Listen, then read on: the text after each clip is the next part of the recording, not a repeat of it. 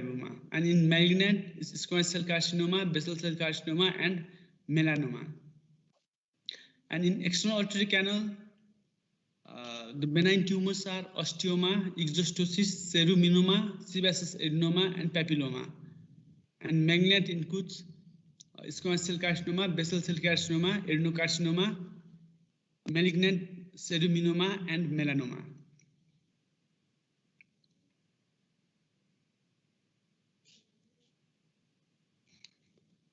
Now the common condition is the preauricular sinus, and it's very important and it's very common. And this preauricular sinus is due to the faulty union of the hillocks of the first and second arc. Usually the pinna is developed from the 6 hillocks, and if there is a faulty union between any of the hillocks, there will be the formation of the preauricular sinus or cyst. But the most common is the faulty union of the first and second hillock.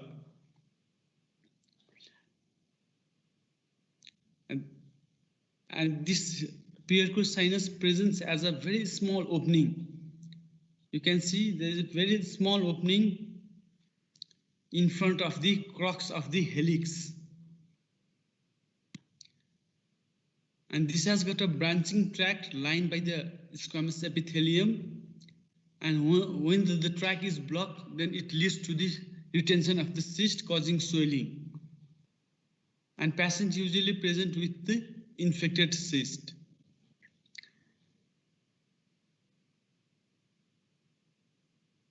And the treatment is, if there is an infection, first we will give antibiotic, and if there is a formation of the abscess or pus, then we will do IND, and once the infection subsides, then we go for the excision of the cyst.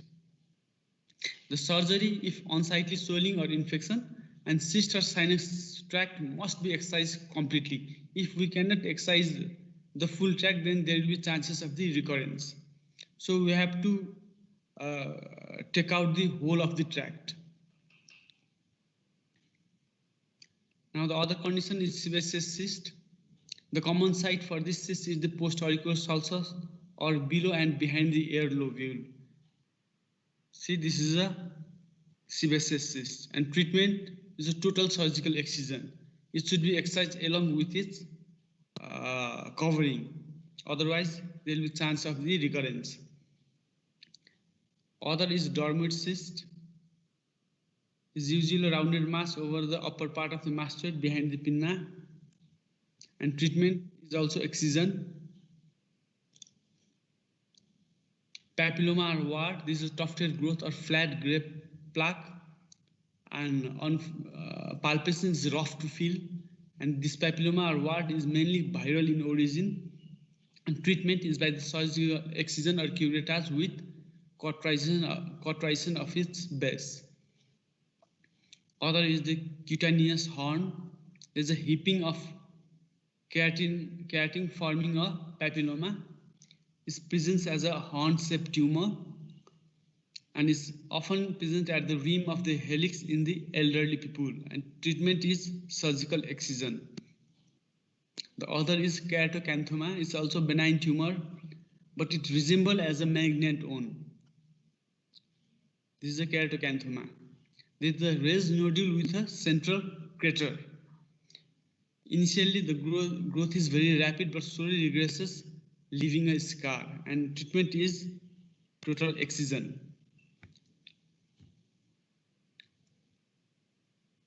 Other is the neurofibroma.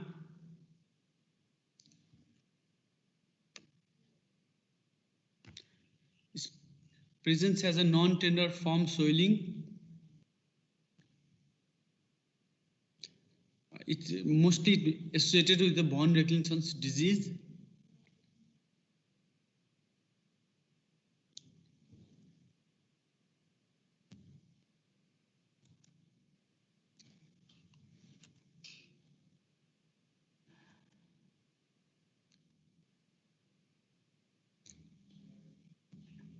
Other is the keloid. It often follows trauma like piercing or surgical incision, and it's more common in the black races. and is the keloid presents as a pedunculated tumor. And the treatment is surgical excision with injection of the steroid triamcinolone into the surgical site, or immediate post-operative radiation of the 300 rads. This keloid is there is high chance of recurrence in case of the keloid, so we have to give the steroid injection after this surgery. Other is the hemangioma, is a congenital tumors often seen in childhood,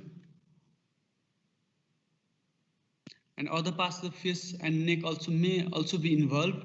There are two types of hemangioma, is capillary and cavernous. In capillary hemangioma, the mass of capillary sized blood vessels, there will be port wine stain and it does not regress spontaneously. But in cavernous hemangioma, it's also called strawberry tumor. There's an endothelial line spaces filled with blood, and it increases rapidly during the first year, and it's most of the time it regresses itself by the age of 5 to, it starts regressing from the 2 years, and by the 5 or 6 years it will completely regress. Now coming to the malignant tumors of the pinna, the most common malignant tumor is the squamous cell carcinoma. It's common in the male around the age 50s. And predisposing factor are the long exposure of direct sunlight, and it's more common in the fair people than the black, whereas the keloid is more common in the black. And common site is the helix of the pinna. There is the formation of the painless nodule or ulcer with raised everted margins and indurated base, but the regional lymph node metastasis is late.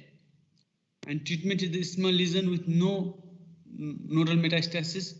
We will go with the excision with the 1 centimeter healthy margin. And large lesions of the pinna, we have to excision should be extended to external artery canal with nodal metastasis. Then we have to go for total excision of the pinna with in-block removal of the parotid gland and the cervical lymph nodes. Basal cell carcinoma is also common site are helix and tragus.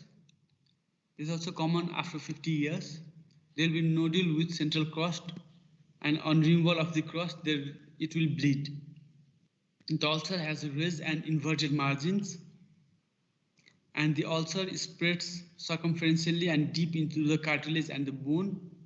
And in case of a basal cell carcinoma, there is less chance of the nodal metastasis, whereas in squamous cell carcinoma, there is a chance of the nodal metastasis. So treatment is just, if there is a superficial ulcer not involving the cartilage, we can go for the radiotherapy, and if the cartilage is involved, we have to go for the wide surgical excision.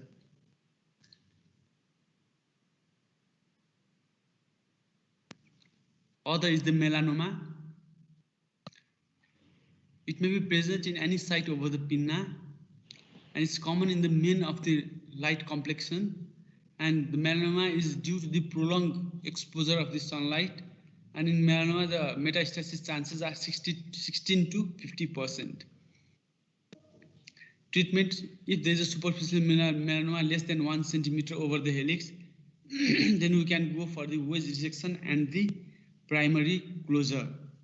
And if it is more than 1 centimeter infiltrated type present in the post-auricular surface, concha, and if there is a recurrent melanomas, we have to go for the resection of the pinna, parotidectomy, and radical neck dissection.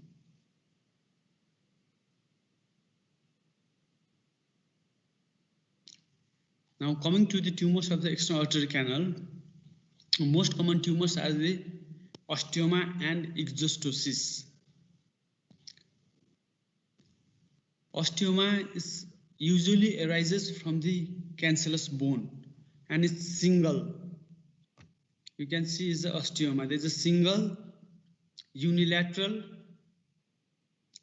and present in the cancellous bone, and it's pedunculated.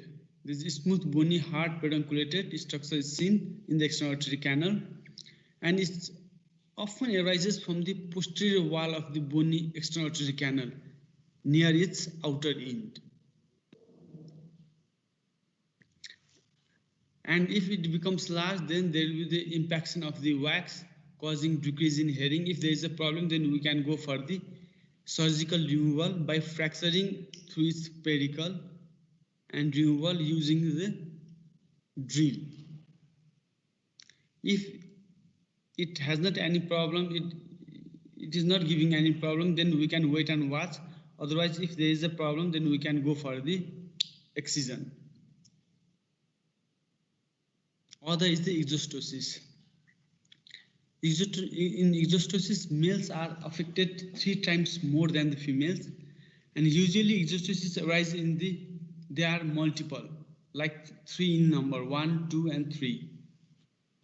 1, 2, and 3, and they are bilateral. So difference between the exostosis and osteoma is single pedunculated and unilateral, but exostosis is multiple and it's usually bilateral, and it's sessile, smooth sessile bony swelling in the deeper part of the bony ESC. It's present in the deeper part of the bony ESC, whereas the osteoma in the outer part of the bony ESC, bony external auditory canal. And it arises from the compact bone, whereas the osteoma arises from the cancellous bone. And it's common in people exposed to cold water in the external auditory canal or meatus, usually in the divers and swimmers. And if the osteoma is small and asymptomatic, treatment is not needed. If there is a large wound with conductive hearing loss with retention of wax or debris, we can go for the removal using the drill. We elevate the flap and drill the elevated part of the bone. And it may extend deep and lie in close relation with the facial nerve, so gauze and hammer should always be avoided.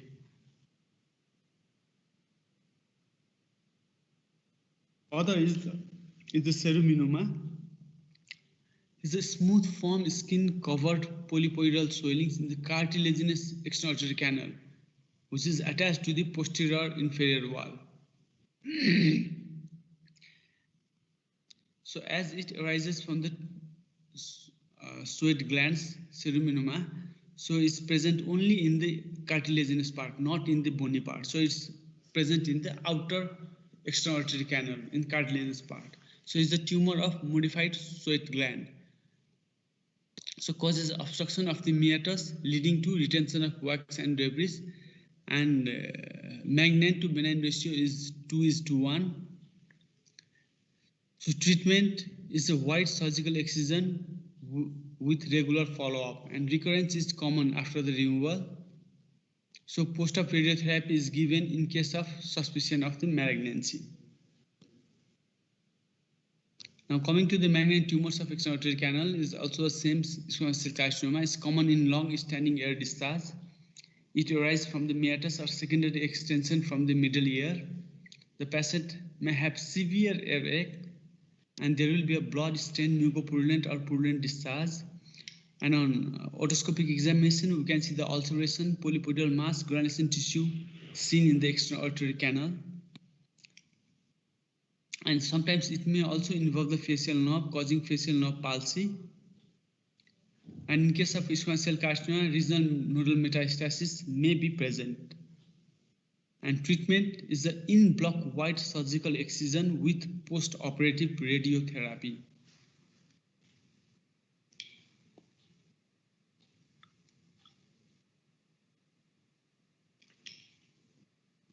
Basal cell carcinoma and adenocarcinoma, they rarely arise from the meatus. Clinical features are similar to that of the squamous cell carcinoma, and diagnosis is biopsy, and treatment is wide surgical excision followed by radiotherapy. And chances of the nodal metastasis in basal cell carcinoma are very, very low. Other are the malignant melanoma and ceruminoma, is same as like others. Now the most important part in the tumors of the middle ear and external ear is the glomus tumor. So in the middle ear, the tumor is defined as primary tumors and secondary tumors. In primary is benign glomus tumor, which is the very important, followed by the malignant carcinoma or sarcoma. They are very less common. And secondary tumors, they can arise from the adjacent areas like nasopharynx, external meatus, and parotid. Other are metastatic like carcinoma from the bronchus, CA bronchus, breast, kidney, thyroid, prostate, and gastrointestinal tract. But out of this, the most important part of this topic is the glomus tumor. Glomus tumor, as the name suggests, it originates from the glomus bodies. It's the common benign tumor of the middle ear. It resembles the carotid body in structures and is found in the dome of the jugular bulb or on promontory along the course of tympanic branch of the ninth knob. Tumor consists of the paraganglionic cells, which has got a chemoreceptor organs which detects the oxygen and carbon dioxide level in the blood. And these paraganglionic cells, they are derived from the neural crest cells. So in this picture, you can see a eardrum. There is a reddish hue. You can see pulsatile reddish mass behind the tympanic membrane. Here also you can see a reddish mass. It's a glomus tumor. It's on otoscopic examination. It's common in 40 to 50 years. Female is to male ratio is 1:5. It's a non-capsulated, it's a vascular, very vascular tumor. And it's locally invasive, but it's very slow growing tumor. In histologically, it consists of masses or sheet of epithelial cells with large nuclei and granular cytoplasm. There is the abundance of the thin wall blood sinusoids with no contractile muscle coat, leading to severe bleeding.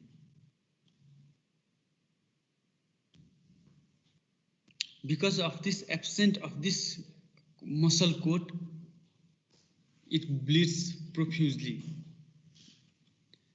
In this picture, you can see there's a glomus tumor. It's tympanic membrane is the middle ear. These are the ossicles.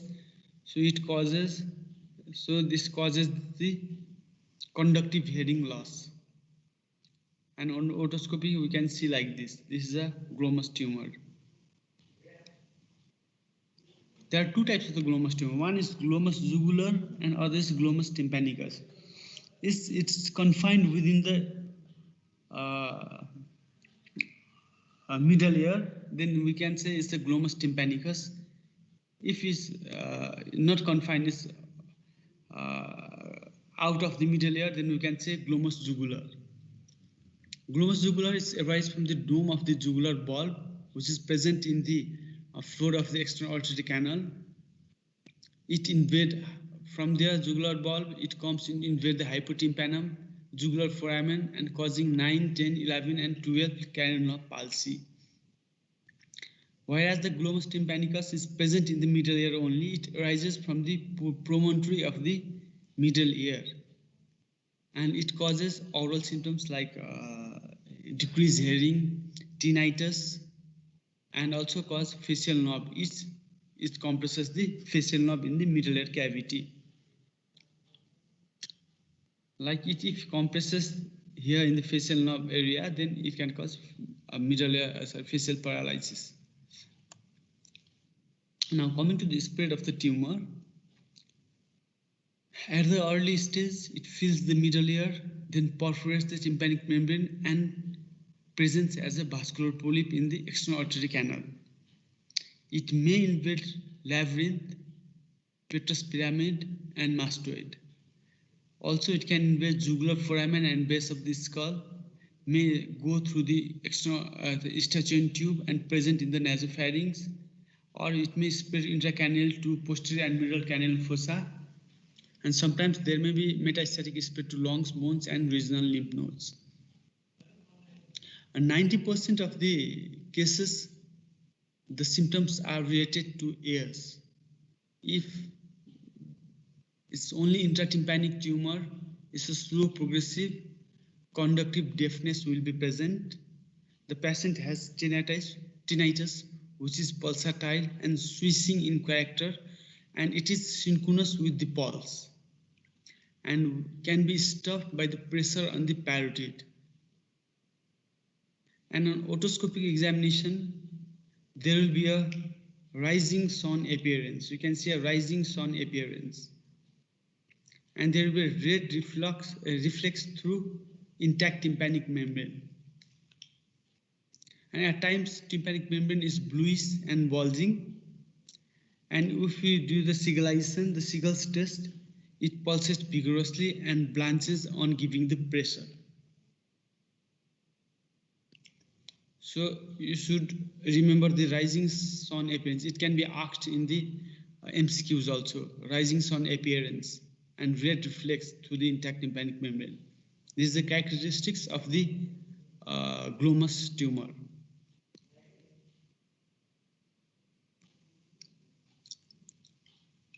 If it comes in the external canal, it may be seen as a tumor, as a polyp. The patient will have decreased hearing, tinnitus, and if we touch the polyp, then it will profusely bleed, and there may be mild earache because of the compression. There may be dizziness, facial paralysis, and there may be air discharge or otorrhea due to secondary infection. And in otoscopic examination, we can see red vascular polyp filling the external auditory meatus. But the cranial nerve pulses, they are the very late features. It may involve 9, 10, 11, and 12 cranial nerve. They may be paralyzed.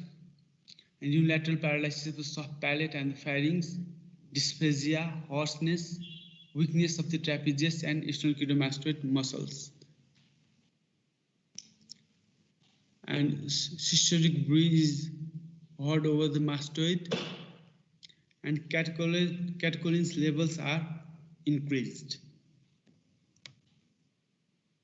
These are Glasscock, Jackson, and Fish classification of glomus tumors. Type A tumor, they are limited in the middle ear cleft, known as glomus tympanicus or tympanicum. Type B, limited to the tympanomastoid area with no infralabyrinthine compartment involvement. Type C, involves the infralabyrinthine compartment and extend into the petrous apex anteriorly. Type C is divided into three, C1, C2, C3. C1 is limited involvement of the vertical portion of the carotid canal. C2 is the tumor invading the vertical portion of the carotid canal, and C3 is the invasion of the horizontal portion of the carotid canal. And D is divided into type D1 and D2. D1 is intracranial extension but less than 2 cm in diameter, and D2 is the intracranial extension greater than 2 cm in diameter. Diagnosis is mainly by the history and physical examination. If the patient gives a history of the progressive conductive hearing loss or progressive hearing loss with tinnitus, which is pulsatile, and otoscopic examination, if you can see a rising sun appearance and red mass or red, pinkish polyp in the external canal, then we can say is a glomus tumor. And on lab examination, we can go for the serum levels of the catecholamines, urine test for VMA or vanillyl mandelic acid or metanephrines. CT scan, it helps to distinguish between the glomus tympanicus and glomus jugular. In the glomus jugular, the spine is eroded, anterior jugular spine is eroded. It also helps to differentiate it from the aberrant carotid artery or dehiscent jugular bulb. In both cases, aberrant carotid artery and dehiscent jugular bulb, the jugular spine is not eroded. Other as the MRI and angiography. And biopsy is prohibited. Biopsy should not be taken as the tumor is very vascular. So if you try to take the biopsy, then it will bleed profusely, which is very difficult to stop. Like same as in angiofibroma in the nose. Biopsy is contraindicated in the angiofibroma and glomus tumor. Treatment is the surgical removal. If the tumor is limited to the middle ear only, then we can go for the transmeatal surgical removal. If it extends into the mastoid, then you can for transmastoid. Or if it extends more beyond the mastoid, then we can go for the skull bus approach. If the tumor is very large or inoperable tumors, residual tumors, and there is a recurrence after surgery, and the patient is not suitable for the anesthesia, then we can go for the like older individuals or some other medical conditions, then we can go for the radiations. Any questions?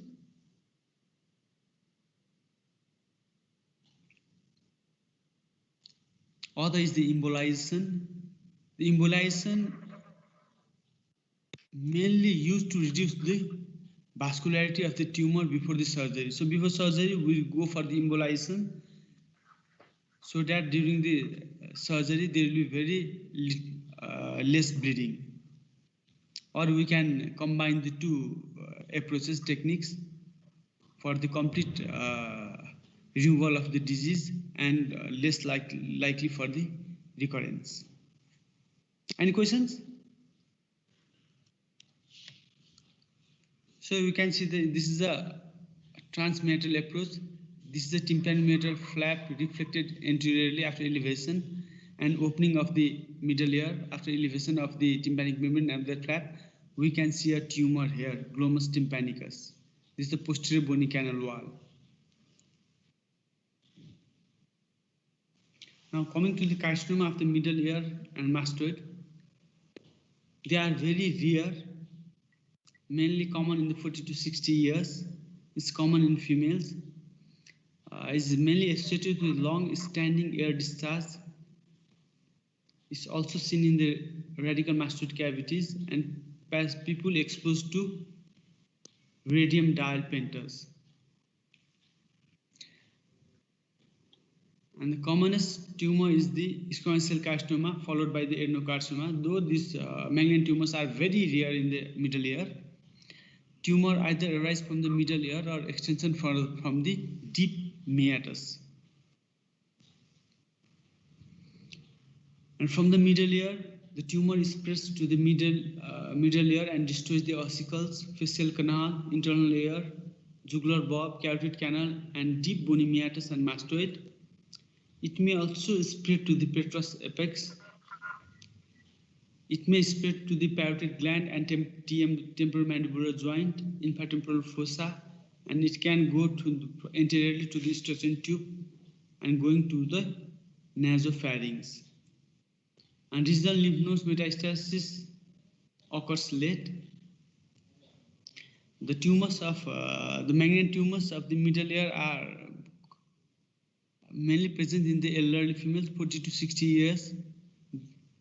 There is a chronic foul-smelling discharge, often stained with blood. The patient has severe earache, and most of the earache are more at night. And there may be, if the facial nerve is involved, there may be facial palsy. And on examination, we can say friable hemorrhagic granulation polyp in the external artery canal. Like this is friable hemorrhagic granulations in the external artery canal. And the patient will have vertigo or dizziness and increasing deafness or progressive deafness. Diagnosis is by the biopsy, which gives the definitive diagnosis and the typing of the tumors. X-ray mastoid, Townes view and lateral view can be done. CT scan and angiography can be done. Treatment is the combination of the radiotherapy and surgery. So first we will remove the surgical removal of the treatment, and then we send the patient for the radioablation or radiotherapy. Surgery is mainly radical mastoidectomy with subtotal or total petrosectomy, depends upon the size of the tumor. And radiotherapy, if the tumor is inoperable or if the patient is not fit for the anesthesia, then we can go for the palliative treatment, that is a radiation alone. And when there is involvement of 9, 12 cranial nerve or space to the cranial cavity or nasopharynx, we can go for the radiotherapy only. And other tumors of the middle ear is rhabdomyosarcoma. Is very rare tumor. Rhabdomyosarcoma are common in children, while all other malignant tumors are common in the adults, whereas the rhabdomyosarcoma is common in children. It arises from the embryonic muscles tissue, pluripotent mesenchyme, and early clinical features are similar to those of the chronic otitis media with air discharge, polyp granulations, and facial palsy occurs very early. Diagnosis is by the biopsy, and prognosis of the rhabdomyosarcoma is not good. And treatment is combination of the radiotherapy and the chemotherapy. Surgery is done if the lesion is very localized. And in rhabdomyosarcoma, the most common treatment is the radiotherapy and chemotherapy. And other are the secondary tumors, tumors of the extraordinary canal, tumors. Oh. Hello? Last month, man. Tumors of the extraordinary canal and tumors of parotid gland, nasopharynx, they may metastasize into the middle ear, and causing metastasis may be found in temporal bone in cases of the CF, breast, bronchus, prostate, kidney, or gastrointestinal tract. Thank you. This is all about the tumors of the external ear and the middle ear. Any questions?